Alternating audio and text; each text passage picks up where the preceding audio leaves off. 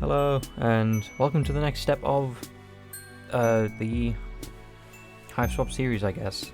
We did Act 1, and in between Act 1 and Act 2, we will do the Friendsim series. 18 volumes, 2 characters each.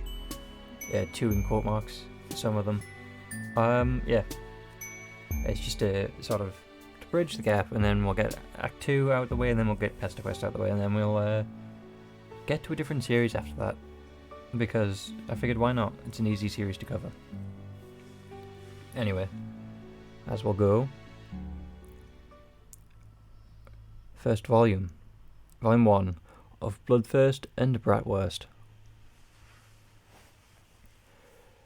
You've just crash landed on a planet called Alternia, and staggered from a smouldering wreckage of your ship. You are now completely alone in a strange world, desperate for information, for provisions, and possibly a bit of medical attention. And most of all, you're desperate for friendship. Won't someone on this godforsaken rock be your buddy? Any weirdo will do. You're not that picky. Hang on. What's this now? Someone's approaching. Yes, someone is approaching. A strange, grey-skinned alien, clad in blue. Perhaps they will make for a good friend. Dear God. And just what are you supposed to be? Your stammering reply eventually conveys that you are a lost traveller who is hungry and possibly in need of some medical treatment. You're also really lonely and wouldn't mind making a few friends right about now. Oh my.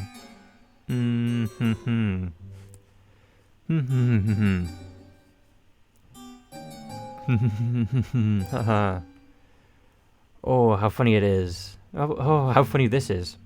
How very droll. You want to be my friend?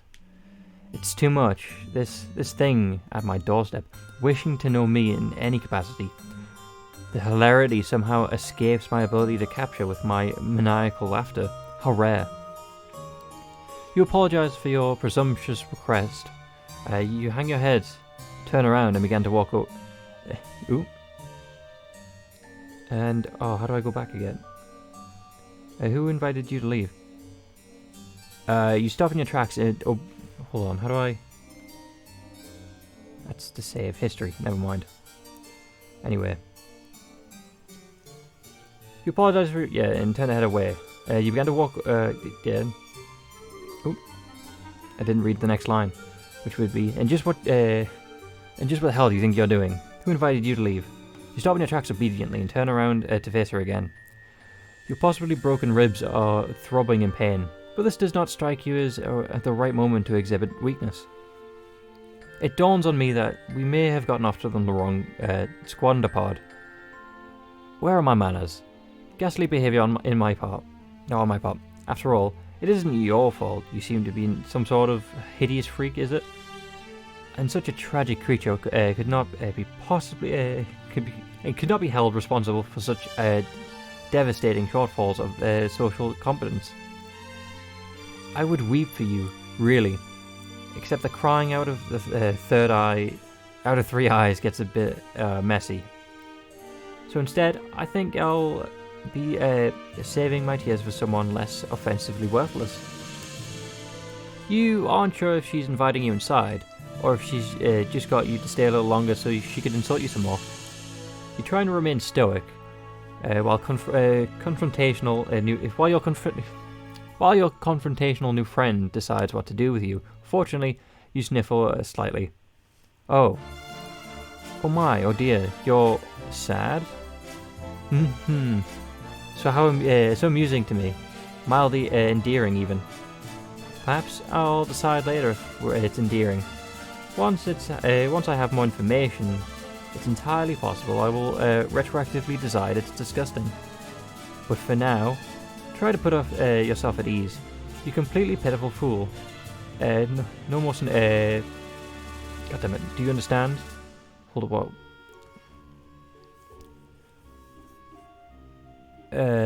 Not one more sniffle. There we go. You nod while practically while practicing exemplary control over your nose. You've gotten yourself so agitated, I wonder why. You have nothing to worry about from me. Of course, I will be your friend. Conditionally, I mean.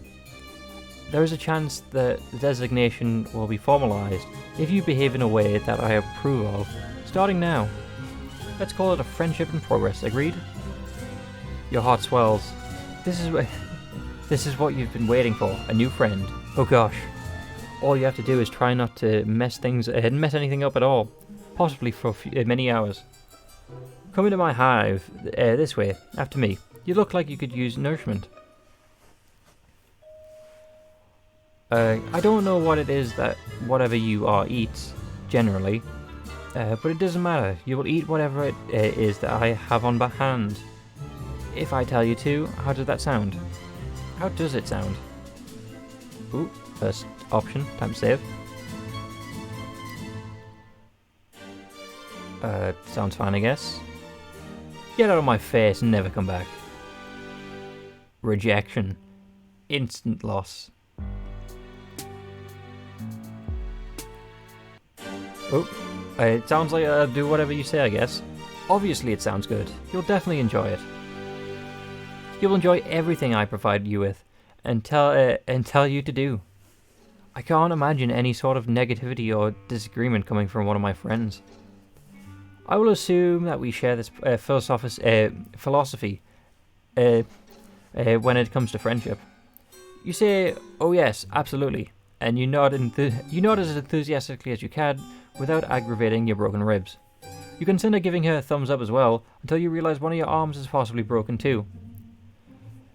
You'll try to make sure she doesn't notice though. It would possibly leave a bad impression. Come with me, there's something I need your help with. You follow her into a hive. It's a bit gloomy in here, but you suppose she's going to fix you something to eat soon, as promised. You pass through her kitchen and out the other side. To another room? Oh, okay, you guessed dinner can wait. This way. Try not to let any of your broken limbs slow you down. A good friend wouldn't allow such trifling physical ailments cause me any inconvenience. Oh, so you guess she does know about you're injured. Fair enough. You hobble a little faster though, through another door into a much darker room. And now, down a flight of stairs? It's hard to see. There are torches along the wall ahead. A monstrous noise rumbles below. Don't mind her. She's just hungry. She's always hungry though. What's that? You're hungry too? I've not forgotten. What sort of a piece of crap friend do you take me for? You didn't remind her that you're hungry. You just thought it though. Can she read your mind? You hope not. That's going to make this friendship in progress a bit awkward. Here we are. This is where you will be most useful to me as a friend. You look around with a sense of relief. You see no sign of whatever hungry thing was grumbling down here. You are less relieved to see several other kids trapped in cages with various shapes and sizes. One of them makes eye contact with you. The boy is the same kind of alien as her, horns and all. He has a dark red symbol on his shirt. His expression seems to plead with you. He struggled to say, help. Your friend looks unamused and twitches her finger. Hello, he says. Hello, which I mean hello, of course. Looks like your new friend in progress, chosen by the great and beautiful Ardata. She's my savior, my reason for being. I'm nothing without her. I'd hollow myself out and let her make a nest inside me, if she'd permit it. You turn away from this boy. You don't want to hear anything he has to say ever again. Don't mind him. He's always regarded himself as a comedian. Come over here. This is what I need. What I need your help with. If you're going to have any value to me as a friend. You're led to a dank corner of this. Well, you're going to call it like you see it. This dungeon. Your new friend has a dungeon full of sad, suffering children, and presumably a monster lurking somewhere in here as well. It's not ideal. Then again, social beggars like you can't be choosers. I've been having an awful time with it. You can do it for me. It will save me some time. Oh, yeah. It will save me time. You look at the thing in the question. You doubt she's been having an awful time with it. You doubt you doubt this because it's still in its box, looking completely untouched since it was brought down here. It's a box containing a table that looks ominously like it was designed to keep a person strapped to its surface. I will need you to assemble it. Here's a screwdriver in case you need it. I will assume other required tools are contained within the box. You take the screwdriver with your non-broken arm. This isn't exactly what you had in mind. You don't know what you had in mind, really. A warm meal, a friendly banter. Perhaps a sling for your arm, and a remedial balm for your ribs. Still, you open the box without protest. Hold on, before you start. This will make it for an excellent content. My fans will appreciate this, so she records for DIY purposes. She sets up a video recording device on a tripod and points it at you.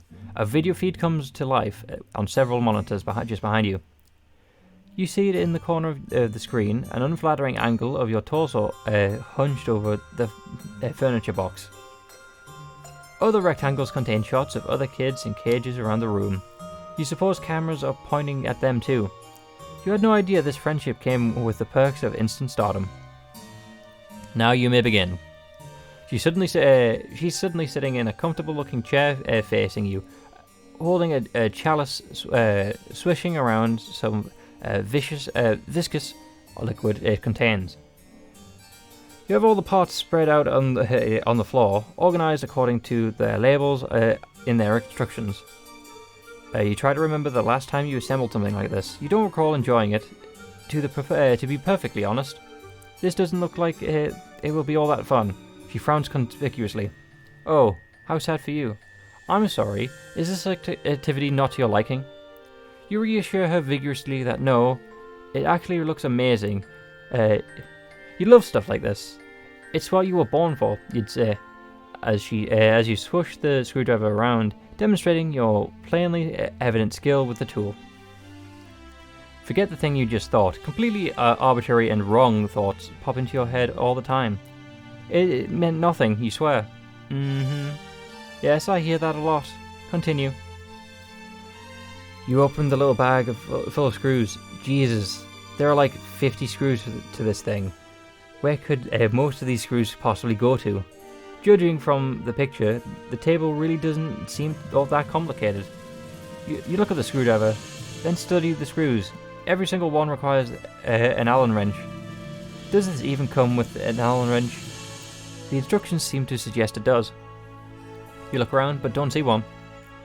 Did you open the bag too forcefully? Did the Allen wrench go bouncing off into the dark dungeon crevice nearby? Maybe you lost some of the screws too. Damn it. You began to sweat and look around nervously. You check underneath one of the parts. No, it's not under there. You grip the screwdriver a little tighter. You wonder what to do next. Ooh, the next save. We leave. Honestly, this is a dungeon. They have trapped several kids here. First, you clear your head and try to think innocent thoughts. Fluffy clouds in the sky, ironing some clothes, a winning touchdown pass from the sports, Ardata's long black hair spilling over her cloak. Wait, these are not innocent thoughts. Shut it down, shut it down. There's no time for thinking. You have to act. You hurl a screwdriver at her and run. She calmly lifts her hand towards one of the kids in the cages. The kid tenses up and lifts her hand in the direction of the screwdriver. The screwdriver freezes in midair, right in front of Ardata's head. You run up the stairs. She twitches her finger, and the caged kid does a full body spasm. And the screwdriver goes sailing towards you. It stabs deep into your leg, and you buckle over, tumbling backwards down the stairs. You're a crumpled heap at the bottom of the stairs, bleeding, and you think your arm is broken in 2 places now. That didn't seem very friendly to me. Luckily for you, I'm very determined to make relationships work. Even ones with people who flee simple furniture assembly projects. She stands over you. You attempt to pull the screwdriver from your leg, but your entire body locks. You can't move. She holds an outstretched hand to, just above you. You shouldn't try to move yet. And you certainly shouldn't try and pull that out that screwdriver. You'll get blood everywhere. To my 3 little eyes under that present condition, it seems to me that only one of us should attempt walking up these stairs. You feel relieved. Perhaps she has some alien means of levitating you up the stairs? Wait, no. Your body is tensing up. It moves without your permission. You get to your feet without taking the screwdriver out. Wow, that hurts. Why is she making you... Wait, what? She can't be. You use both your arms and all your strength to pick her up entirely. The pain in your arms is excruciating. Arms with broken bones are not meant for heavy lifting. The additional weight on your wounded leg isn't great either. You hold it as a groom would hold a bride. She wraps her arms around your neck to hang on to you in what strikes you as an overly familiar manner. She looks directly into your eyes and grins. This is better. Now, onward and upward, new friend. Mwahaha. Oop. Made a mistake. Your legs begin to operate without your consent. They wobble and struggle under the weight and the wound throbs. You lumber back up this flight of stairs, carrying her all the way. You take her back to the kitchen and set her down on the stairs, on the chair seated at the table. You didn't think I'd forget about dinner time, did you? Let's put your unfriendly behavior behind us. Looks like it's a good thing for you that I'm benevolent enough to overlook disgusting acts of betrayal. You may have noticed I keep several friends in my hive who I've similarly forgiven. Consider the transgression blood beneath our abattoir, I'm assuming. You exhale. Now that you mention it, yes, you're hungry. Maybe a warm meal will lift your spirits and get this heretofore turbulent friendship back on track. Maybe you'll even get a chance to pull the screwdriver out of your leg. You pull out a chair and attempt to sit down, but your leg locks, and then you stand again. Apparently, this is not the right thing to do. Oh, but why are you sitting? There's cooking to be done. You stagger mechanically over to the fridge and open it. You pull a large hock of some sort of alien mystery meat and put it on the counter. With your broken arm, you reach in anguish for a big, dingling meat cleaver. You chop the hock, wincing with every swing of the cleaver. You place the sliced meat on a frying pan, sear it lightly, and serve it on a plate, very rare. Just the way your new friend likes it. You don't know that's the way she likes it, but you surmise this is what she prefers in a piece of meat, since technically she's the one doing the cooking. You put it on a table in front of her, along with the fork and knife beside it. Your muscles relax, and as you apparently are allowed to control your own body again. She does nothing except for look at you with a pleased expression. You eye the meat in front of her, then the meat on the counter, and the chair on the other side of the table. What should you do? Prepare a plate for yourself? Is that what she wants you to do? Well, it looks like you're confused. Isn't it obvious what you do next, under your own volition? A good friend would know what to do. In fact, I don't think a good friend would take nearly as long to decide what the right thing to do is next, or the right thing next to do next is. It actually seems to me that it's very rude. A very rude friend would hesitate for as long as you are hesitating, or perhaps someone who is not a friend at all. You begin to sweat again. You clearly don't have much time to make up your mind. if you wait for even a few seconds longer, you will probably be guilty of being a bad friend, and maybe even a dreadful one. That's not the type of person you like to think you are. What will you do? Okay, cool. I guess that's another save. I don't know why. This feels like the only obvious thing to do. She looks up at you quite expensively. Oh, expectingly, sorry. You reach for the fork with your good arm, and you go for the knife with your other. Ow. You can't do it. The arm is much less serviceable when the muscle is not being forced via psychic override to disregard the pain response. Nevertheless, she looks at you pathetically. She looks at you patiently, and then smiles. It's nice of her, you think, not to be mad about it. You feel like you're growing closer to your new friend by the minute. You put the fork down and pick up the knife with the good arm. You cut the meat into several pieces with a careful sawing motion. You put the knife down and pick up the fork, and then stab a piece. You put it close to her mouth, and she seems pleased. Very good, nice technique. Well-sized morsels too. She chews the meat with excellent form. She's very good table manners, you think. When she finishes the piece, you slice off some more and continue. The meat looks very good. Your mouth is watering, but she doesn't offer any. Oh well. When it's the right time for you to eat too, you're sure she'll let you know. The meal is finished, and there's no more meat, except for the few pieces of unchewable gristle, which you did not try to feed her. That would be thoughtless and very bad service. She reclines and steeples her fingers, looking quite pleased with how the evening has gone so far. You aren't very sure why she's laughing. Did you do something funny? Oh my, ha ha ha, what a fool. You point to yourself, wondering if she's referring to you. You don't know what you've done that was foolish. If so, you're also still not sure what you find so amusing. Ha ha ha ha.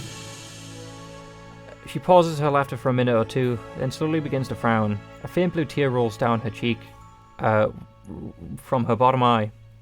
The truth is, I don't even know why I'm laughing. This isn't very funny, what's happening here. It was a good dinner. You did a good job, whoever you are. She puts her face in both of her hands and sobs quietly. You have no idea what to do about this. You stand there, still holding the fork, feeling a bit useless.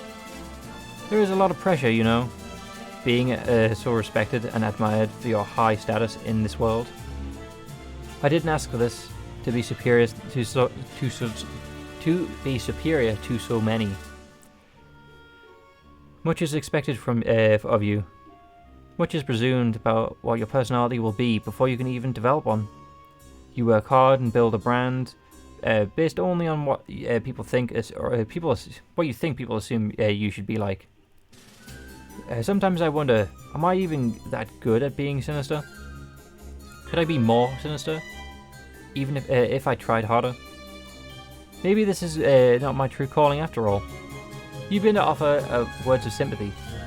This all seems heartbreaking to you. Your poor new friend, but your jaw muscle contracts and your mouth shuts involuntarily. You guess it's not your turn to speak yet. Okay, that works for you. You like being a good listener to your friends. But what would happen if I changed my brand? If I stopped being so sinister online? My friends and followers will deride and reject me. And my superiors will eat me alive.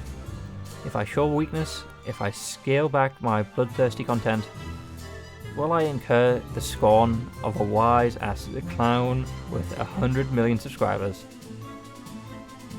Will I be in a cage someday, listening to a fool honk his horn for likes? No, I must persist. How lonely it is to know this is all I can do until the day I leave this planet. I have no material or sensory comforts left for me here. Until I can get on a ship and fly away, pain is my only source. Your hand holding the fork grips tighter. You're horrified to realize what it is in the process of doing. You bring it down hard on her hand, which is placed flat on the table. She doesn't flinch or react in any way. 3 trails of cerulean blood flow from the tines where they pierced her skin. I wasn't friendly, you think, but then you weren't the one who did it, were you? You're so confused. My subscribers are not real friends. They adore me only for my sinister content. The show I provide, my wicked, infectious laughter.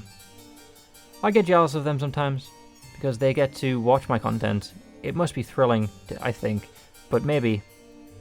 I'm just jealous of them because they get to be people who aren't me. This is deep. I know. Apologies if you cannot relate. She pulls the fork out of her hand and lays it gently on the plate of gristle.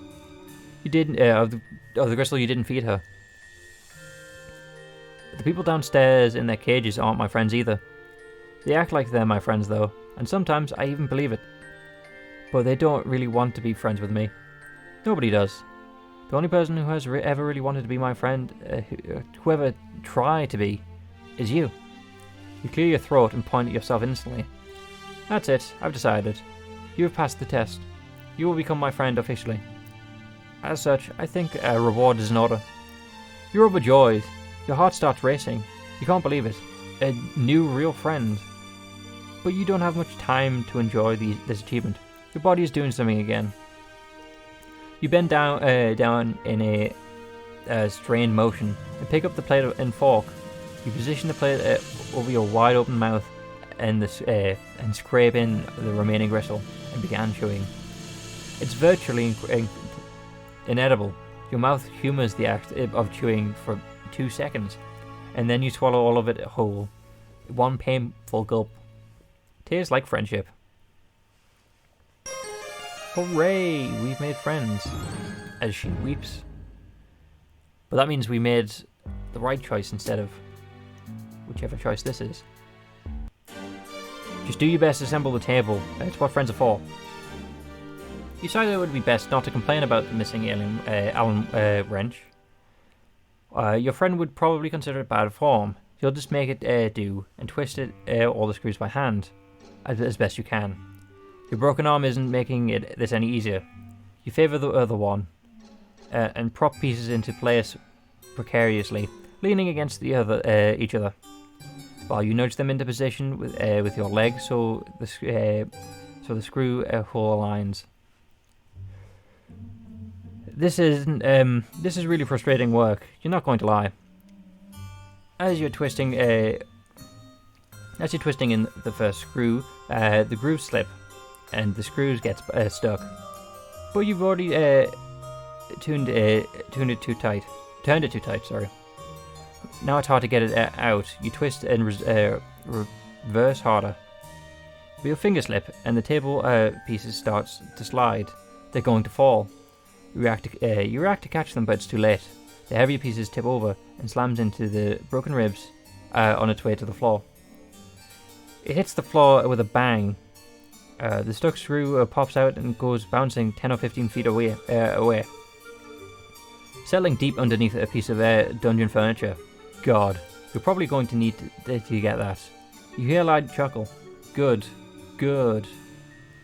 She takes another sip of her chalice and settles even more comfortably into her chair. Is she enjoying this?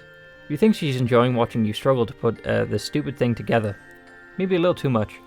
Nevertheless, you continue. A friend is a friend, and you don't like to let your friends down. You've committed yourself to this project. You'll get the screw out from under there a bit later. Maybe when you need the final screw. You turn your attention back to the table pieces and try a different strategy. You place the biggest part, the table platform, flat on the floor. The legs would be pointing upward if they were attached. You position one leg in the right spot and in alignment with the holes. and then sit on the table. Sit on the table platform and steady the leg with your feet. You grab another screw and concentrate.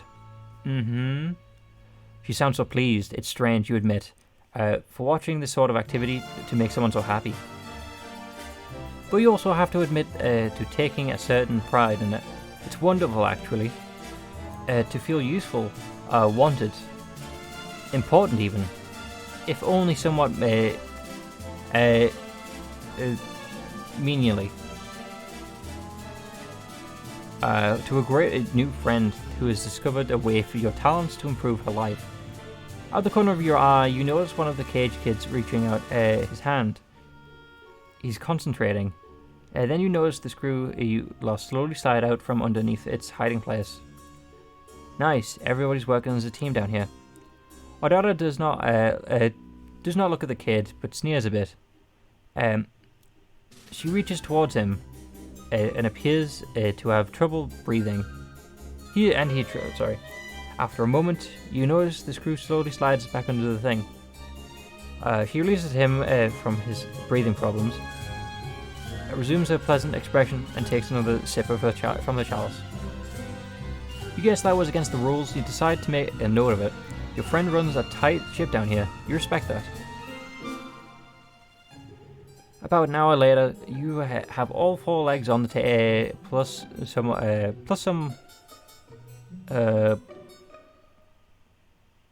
accoutrements attached. You wrestle mightily with the thing that to get upright, using your only good arm. It seems she may have forgotten about the final missing screw. You doubt the table needs it. You decide you won't bring it up if she won't. You give it a test. It's pretty wobbly since you were only able to tighten the screws with your bare fingers. But again, she doesn't seem to mind. She reclines and has a look on her face which makes her appear absolutely enamored with your handiwork. She has finished her drink, and the chalice is on the side table. Some awful-looking thing crawls along the floor towards her. It looks like some sort of spider, the size of an average dog. Its abdomen is preposterously large. Actually, you think it's a huge tick. Oh, sorry. History. That's what it looks like. It settles just in front of her. She puts her legs on top of it and crosses them. It settles under their weight and grumbles. Let's try it out, shall we? You shrug and sit down on the rather rickety table. You're about to lie down, but she interrupts you. No. You fool, you absolute fool, what do you think you're doing? That's not what I meant, to get up. You stand up, embarrassed. Again. Without looking at the caged child, she raises an arm towards him and beckons. He stares blankly and opens his cage, which apparently wasn't locked. He shuffles vacantly over to your table and lies down on the surface. She looks at you expectantly. You aren't sure what to do. What? You didn't think I'd be playing a table stickball on a thing, did you? You aren't sure what table stickball is. Oh, you're pretty simple, aren't you? It's like a miniature version of the arena stickball, played on a table. Got it? You don't, but you nod. Now, go to it. You shackle the kid's arms and leg onto the table. That seems to be the right thing to do, since the thing comes fitted with shackles. She gets up and lifts a huge tick-like pet. It makes more grumpy noises. She plops the enormous thing right down on the kid's chest. It appears rendered unable to protest. The tick bites the boy's neck. It begins to feed. She smiles and pats its swelling abdomen. Dark rust-coloured blood dribbles from the place where it has attached the boy's neck. Moments go by while she looks gratified by the process, proud almost. Then she looks at you expectingly. Well, you don't know what she means. The final screw. Aren't you going to retrieve it and screw it into the whatever it needs to go? The job isn't done. I don't keep company of many individuals who leave things unfinished, you know. Of course. What were you thinking? You should have known your friend wouldn't let that go unnoticed. Actually, you feel a bit of an idiot for thinking it would. You stoop very low to the ground on your knees, placing your cheek above the floor. You peer under the large edifice. It's dark in there, and it goes back a ways. Lots of room in the Darnell screw to roll. You take a few pitiful swipes with your good arm, but come up empty. It must be further back. You think you can see it? Yeah, it must be it. Just a little further. You have an idea? A tool would be helpful. Guess the screwdriver will come in handy after all. How did she know? Your new friend must be very wise. You think you're liking her more every minute. You grab the screwdriver and feel around with it. Yes, you got it. You think? You carefully scrape it closer to yourself and pick it up. Then you go back to the table and find one remaining hole you left unscrewed. You slide under the table as a mechanic would with a car. There it is. The table is creaking and wobbling quite a bit now. The tick is really getting into its dinner, it seems.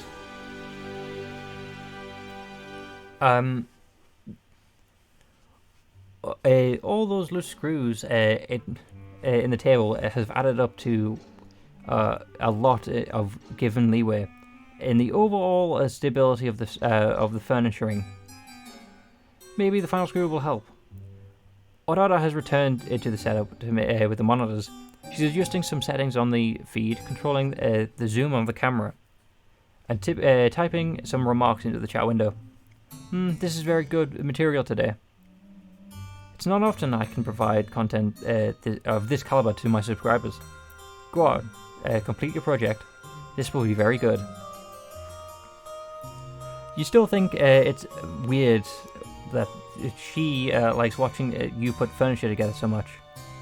But you're not one to judge friends. Sounds like a great way to lose friends, honestly. You screw the final screw, but the stresses on the table are causing the holes to misalign. It won't be very easy. The huge tick shifts to its grotesque body above you, causing the table to creak loudly. You nervously slide half away from under the table to check it out. Then a loud pop. It sounds like the scraping metal. 6 or 7 screws shoot out from the desk like rivets in a shrinking submarine. What a piece of crap this is. You think a little too late. You really need the Allen wrench. All 4 legs sply dramatically out from underneath all at once, like a baby deer on ice. The table platform comes crushing down on your lower torso, breaking your pelvis. You bellow in pain and flails you put yourself to get out. You forget that you're still holding the screwdriver. In your desperate flailing, you plunge the screwdriver into the fat abdomen of the tick, which begins gushing out rust blood with great force, spraying into your entire upper body and face.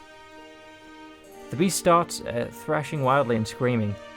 You can't see your new friend due to the blood in your eyes, but you can't imagine she's thrilled about what's going on here.